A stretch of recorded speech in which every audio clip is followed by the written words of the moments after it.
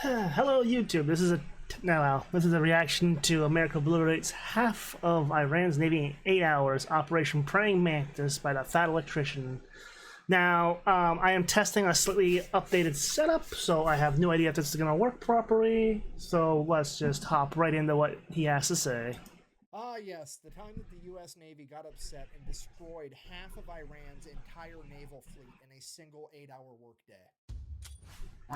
Today we're talking about Operation Praying Mantis. But real quick, this video is sponsored by I had to process that. custom gaming PCs. They are all built right here in America with American-based tech support and a lifetime warranty. It's the computer that I use and the one. Sorry to cut you off already and pause during the ad.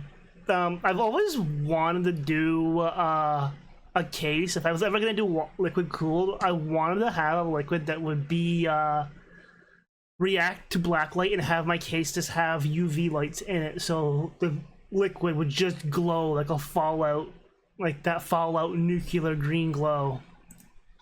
Figured I'd just share that. If you want to check them out, let's get to this video. All right, important background info. 1980, Iraq decided to invade Iran. 80. Why? Don't really care. Not pertinent to the story. However, at the end of that war, Iran decides, hey, we're going to pull a page out of the old Art of War by Sun Tzu. We're going to cut off the enemy supply lines, deprive the enemy of nice things. It's going to work out great. Iraq's got a weak navy. We're going to wipe out their navy, and then every time they send out an oil tanker through the Persian Gulf, we're going to blow that up. So they can't sell any liquid dinosaur. They can't make any money. Liquid dinosaur.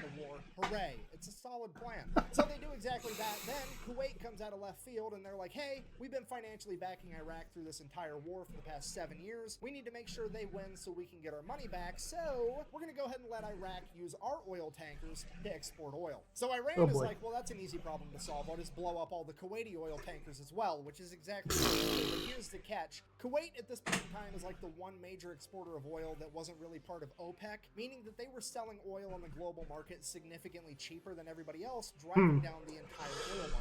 And now that their oil tankers are getting blown up as well, it means that Kuwait can no longer sell oil on the cheap, meaning that Iran has now inadvertently committed the cardinal sin of the late 20th century, raising gas prices. The entire Western world looks over at the Persian Gulf like, what the fuck? I thought it was gonna be fucking with the boats because, but now, yeah, gas prices. The ghost of Sun Tzu's sitting there shaking his head like that's the one exception. I would have messed with any supply line except for that one because we all know what happens next.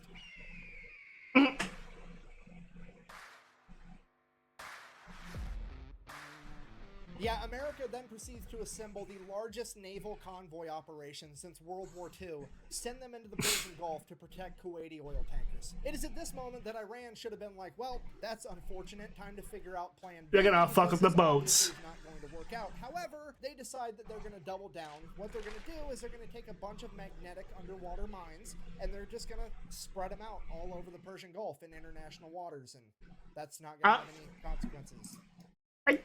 Okay, I'm no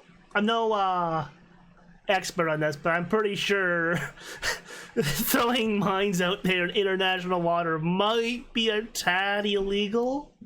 I'm not qualified to know because I am just a cat. At all. So fast forward, April 14th, 1988, the USS Samuel B. Roberts, a frigate, which is basically brand new at this point. This is like first big operation. Is out there escorting a Kuwaiti oil tanker. Into a minefield. Hits a mine, blows up the keel of the ship. The keel is this bottom part right here. It like supports and stabilizes the structure of the entire ship, and it gets blown completely in half. At this point, the only thing holding this boat together is the actual deck. 1 second, everything's fine. The next second, there's a 15-foot wide hole in the bottom of your ship. Everything's on fire and water is rushing in. The USS Samuel B. Roberts took on half of its weight in water in the first minute. This is a catastrophic amount of damage that would sink 99% of ships, but as fate would have it, the crew of the USS Samuel B. Roberts had already been winning competitions for having the best damage control crew in the Navy. So the entire crew gets to work. They're putting out fires, they're plugging holes, they're literally cinching the hull together with steel cables trying to stabilize it because the only thing holding it together is a deck at this point. Over the course of the next 5 hours, the entire crew fights their ass off and somehow manages to get the situation under control and limp the ship all the way back to Dubai where sorry there for the pause. It's not flattering. It's always wild when I listen to his stories about how much damage some of these ships take and don't go down. It's like insane. Where they can get it to a port. And the most incredible part of all of it, not a single American was killed, only 10 men were injured during the fire and the initial explosion. So the crew survived, the boats basically completely that's destroyed. not good though. Sends in an underwater crew, figure out what happened, they find the remnants of the mine, they check out the other mines. Yep, they're Iranian. At this point, now somebody has to inform the president because this is a big deal, and the president at this point in time is, let me check my notes, fucking Ronald Reagan. I'm from the government, and I'm here to help. So they go ahead and they brief Ronald Reagan on everything that happened. He's super happy that everybody survived, and he's like, okay, well, here's what we're gonna do. We're gonna issue a proportional response. Oh no. And what the U.S. Navy heard Oh no. Alright, so here's the plan. Iran currently has 3 oil rigs in the Persian Gulf that are not being used for drilling oil, but as military bases for their naval operations. So the U.S. Navy is going to go ahead and take out all 3 of those. Now, I don't really know what the guided missile frigate to oil rig exactly is, but we're going to go ahead and err on the side of caution and say that it's not quite proportional enough yet.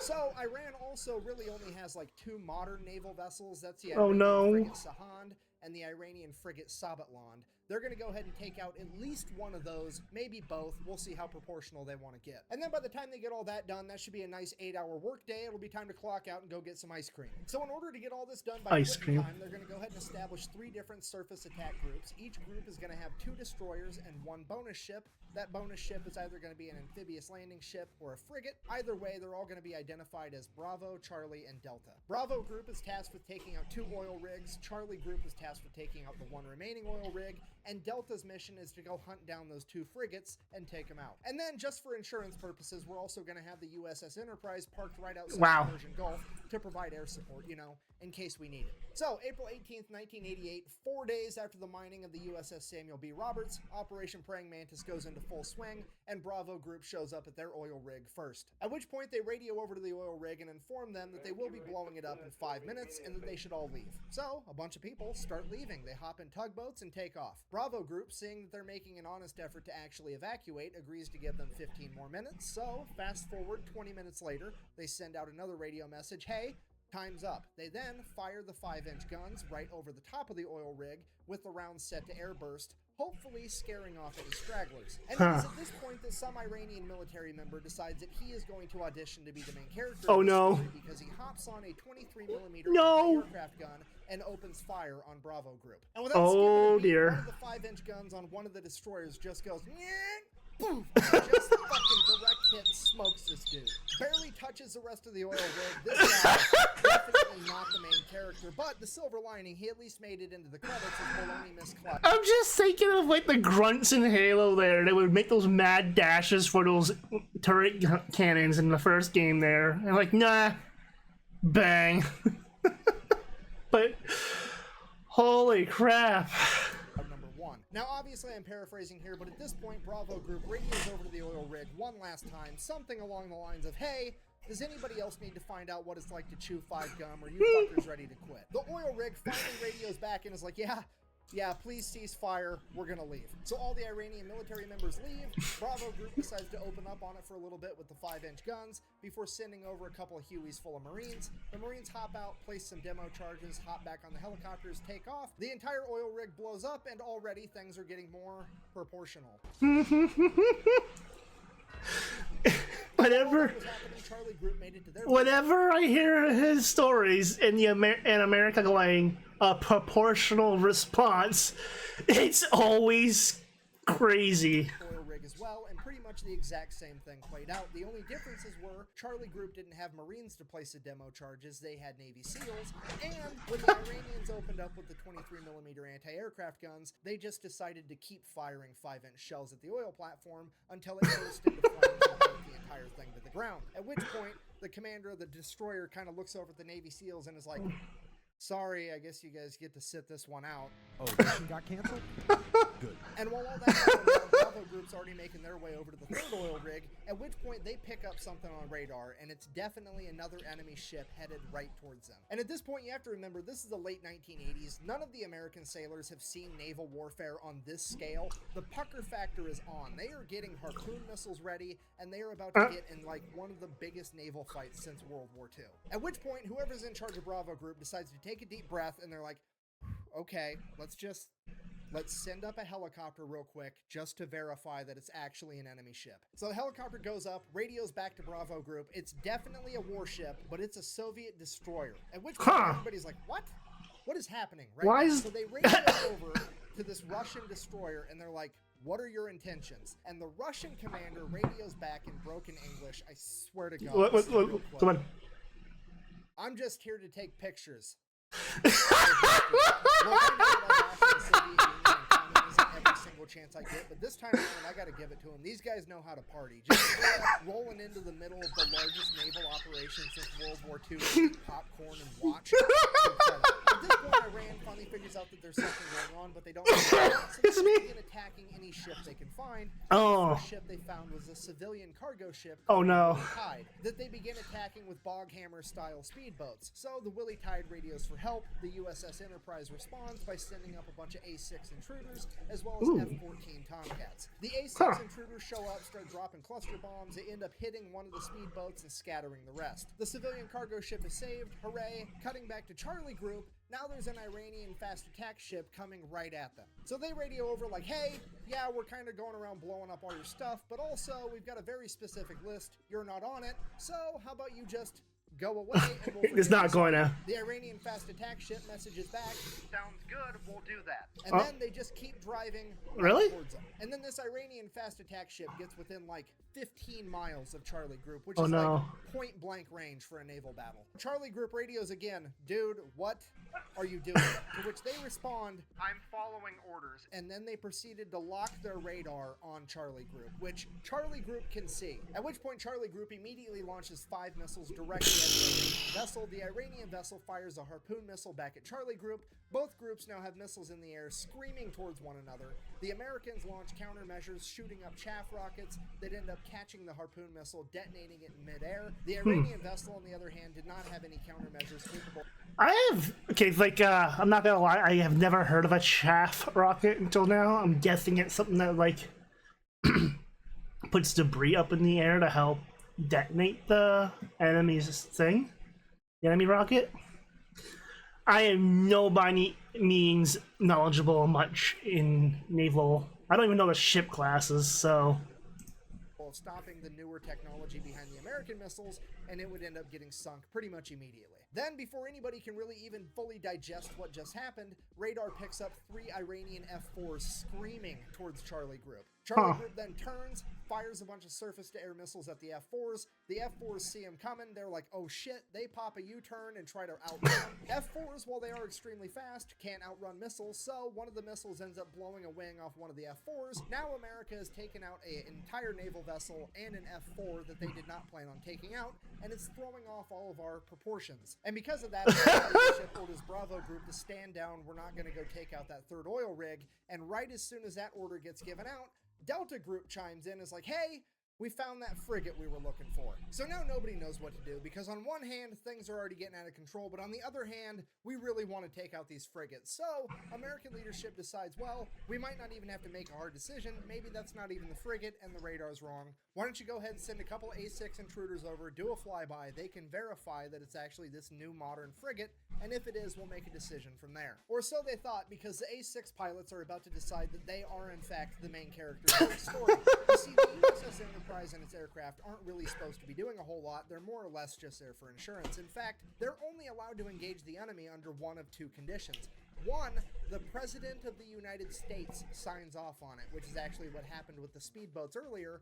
Or 2, they get fired upon first. So they got told to go fly by this boat to are they gonna bait them? Frigate, but They didn't get told how to fly by the boat, so they drop down 50 feet above the water and just gun it, and they buzz the entire ship. So the ship opens fire with its AA guns, but these planes are so low to the water, the AA guns can't actually aim down low enough, so all the anti-aircraft fire goes right over the top of them. They continue to stay low enough till they get out of anti-aircraft gun range, and then they pull up, at which point the ship launches a bunch of surface-to-air missiles at them.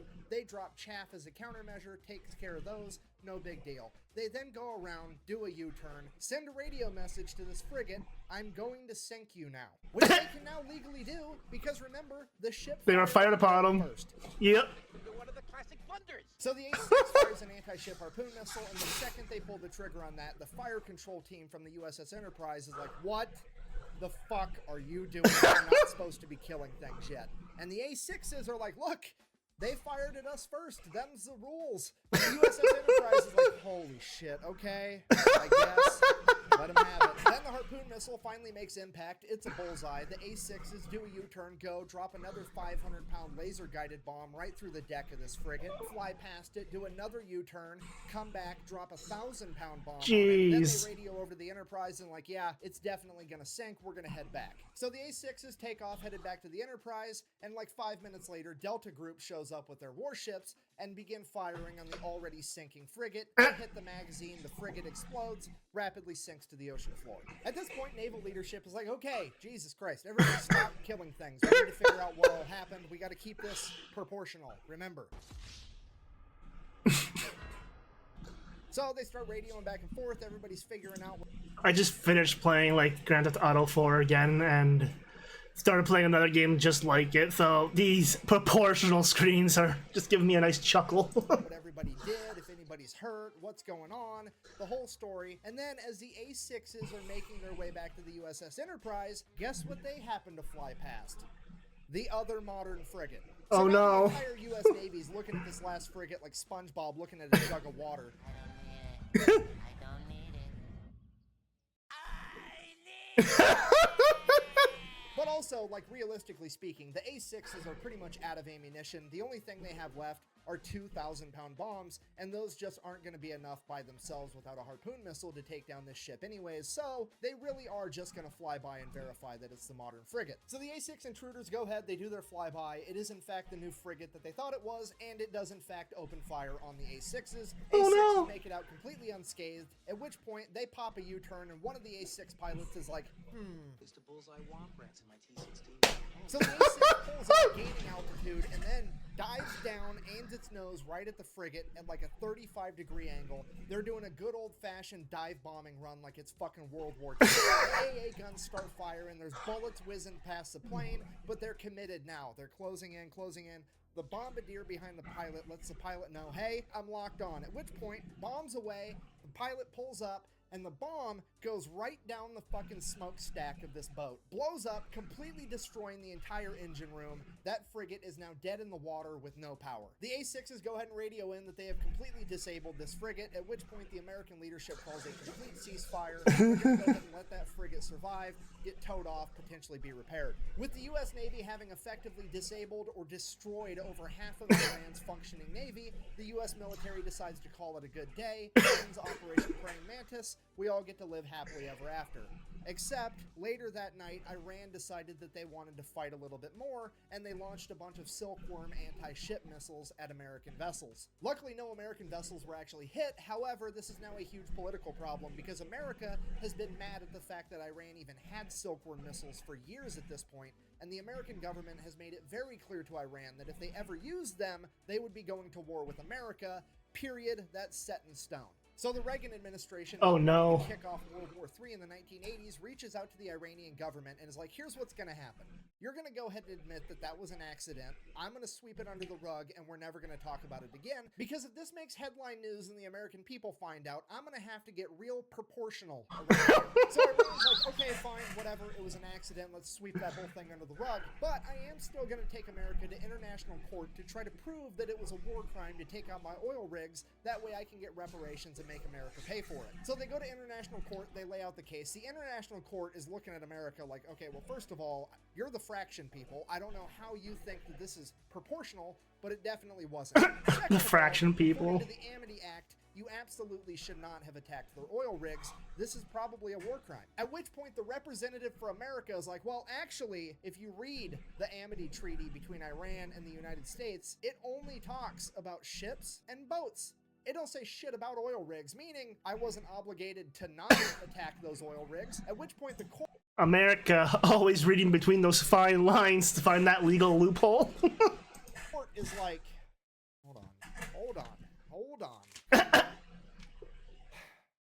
Fucking, he's right, son of a bitch. Okay, well, I guess America's innocent, because I've said it once and I'll say it again.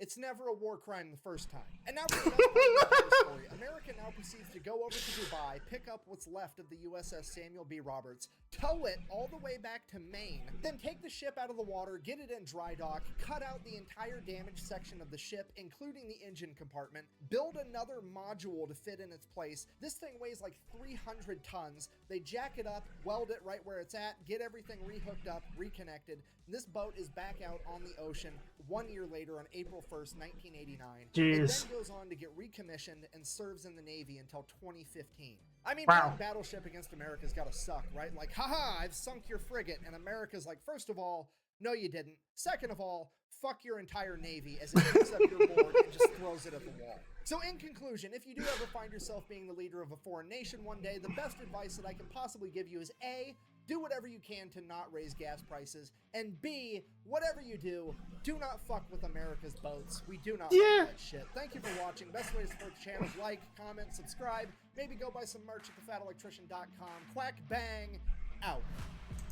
Oops. This is nope, we're not doing another one right now.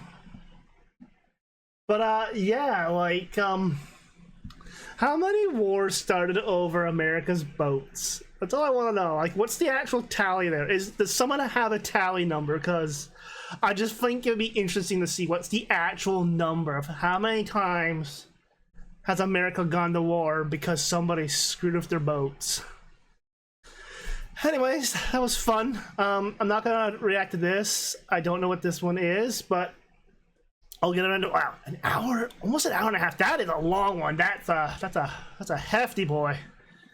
It's a hefty react. Anyways, that's gonna be it for me for now. So if you liked what you saw, well, you can always follow. Typically, I am streaming video games more than I am doing reacts. Reacts are just on the side. So thank you for tuning in, and see you on the next one.